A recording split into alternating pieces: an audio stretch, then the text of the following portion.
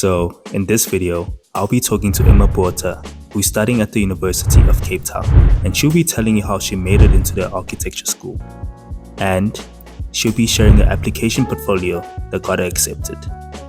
This is part 2 of how to get into every architecture school series.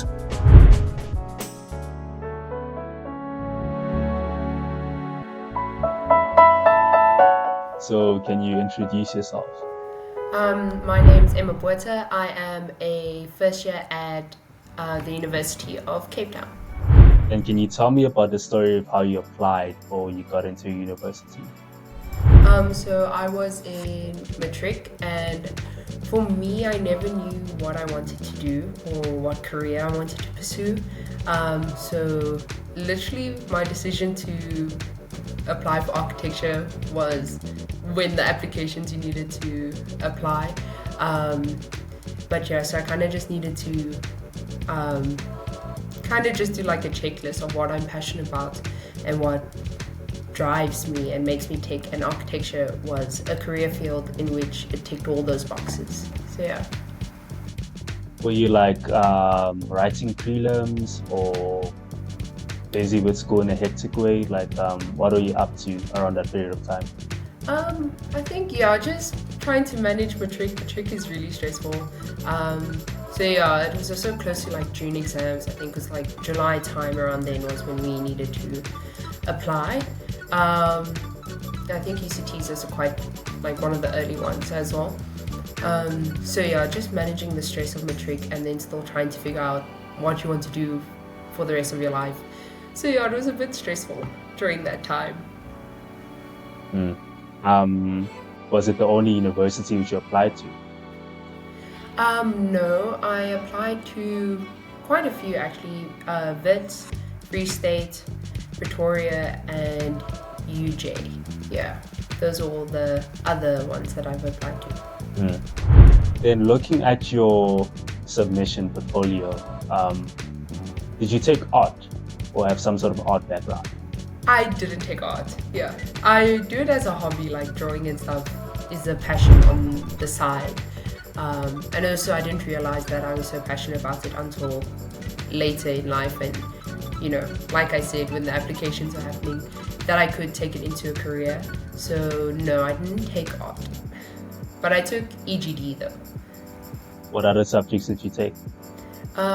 Physics and life sciences, because like I said, I didn't know what I wanted to do, so those could kind of give me options so I could at least choose what I wanted.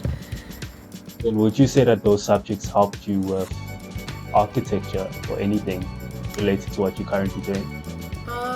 So I know in second year and third year we work with physics, so I think once I get there it will definitely help out. EGD, I think, even though the lecturers at UCT are like, no, you need to forget everything you learned, from EGD, I think it does help, especially when it comes to the technical drawings. Just how things, the conventions, drawing conventions and all of that, it does help and does give you an advantage. What exercises did you have to do for your submission portfolio, and how did you come up with your ideas? So the exercises, there was quite a lot of exercises. UCT's portfolio is very content heavy with a lot of exercises. So we had to draw a still life object, focusing on the texture of the object and the materiality. So that was really interesting, just trying to find ways to represent that materiality. I chose a metal punch, the one that punches holes in paper. And then, I think I used pencil. So just getting that shading just right to kind of show the materiality and the luster on the metal. And then we had to design a pattern based on that still life object.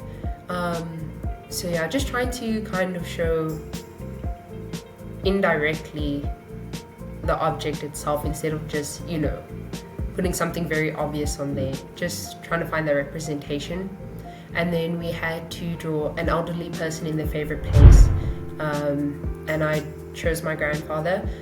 And it was really interesting because you don't just focus on the detail of the subject of the drawing. You had to kind of focus on the environment around that person.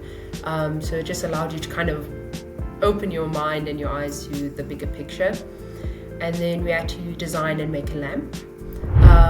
The designing part was nice. I like drawing, but making the lamp was a mission. So yes, so what came to mind was kind of like a night light, and as a child, what would I want in my room? So I made this cloud lamp with beads that represented raindrops. And then we had to design a poster based on global issues. So I chose the war against Ukraine, against Russia, and then just kind of portraying the cruelty of that war. And then we also had to make a map from our home to our favorite place. And again, just like without labeling and saying Joburg, finding ways to kind of represent Joburg within that map. And then we had to write a motivation, and you could add supplementary work. So anything outside or anything extra that you had, you could add that to your portfolio.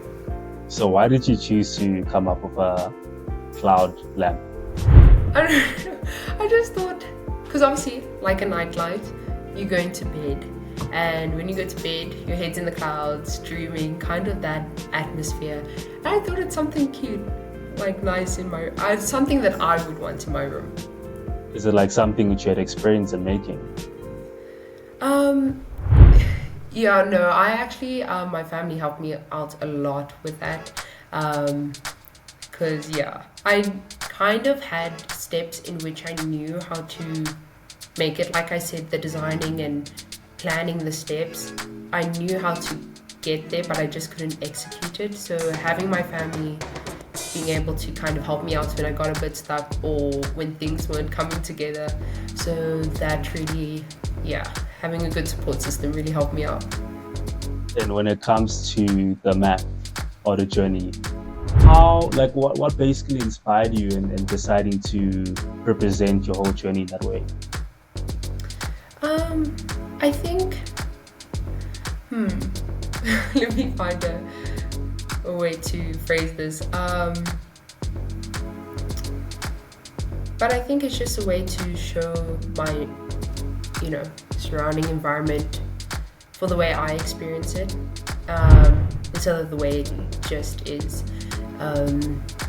So yes, and in different times and environments, yeah.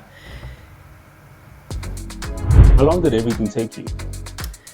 So I did it very last minute. I don't encourage doing that. So something that I could have done over the span of 2 weeks or even a month, I had to accomplish within a week or 3 days. If I remember correctly, this was a long time ago. But I think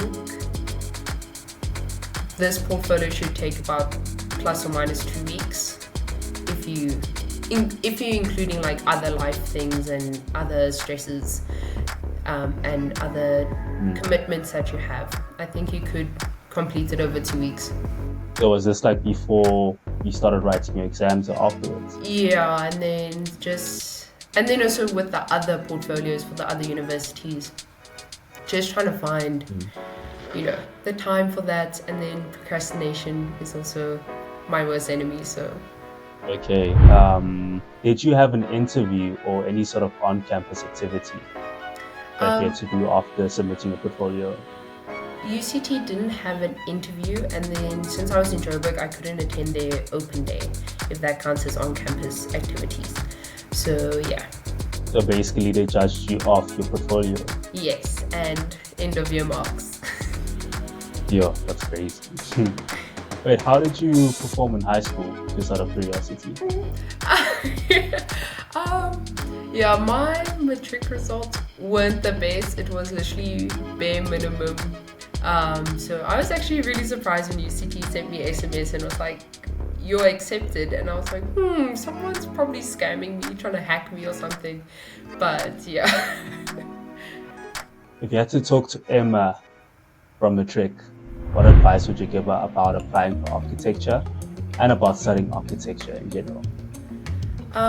So I think regarding applying and maybe just kind of the mindset going into work is just to do the hard things and difficult things and things that you don't enjoy first. It kind of prevents you from procrastinating.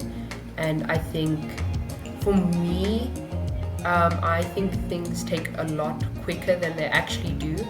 So by doing things that are more difficult or that I don't enjoy, it kind of helps set that time frame, a realistic time frame for things to get done. And then I think regarding architecture, it's a very demanding degree and it requires you to be very disciplined and switched on like all the time.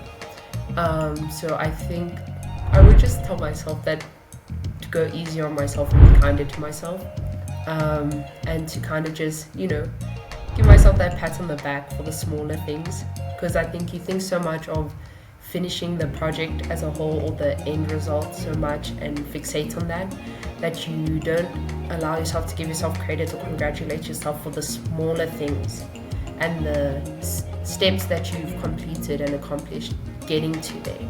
So just being kinder to myself would be one of the bigger things that I would say to myself. So in the next video, I'll be interviewing myself and I'll be telling you how I made it into Wits University. Click on the video on the right if you're interested.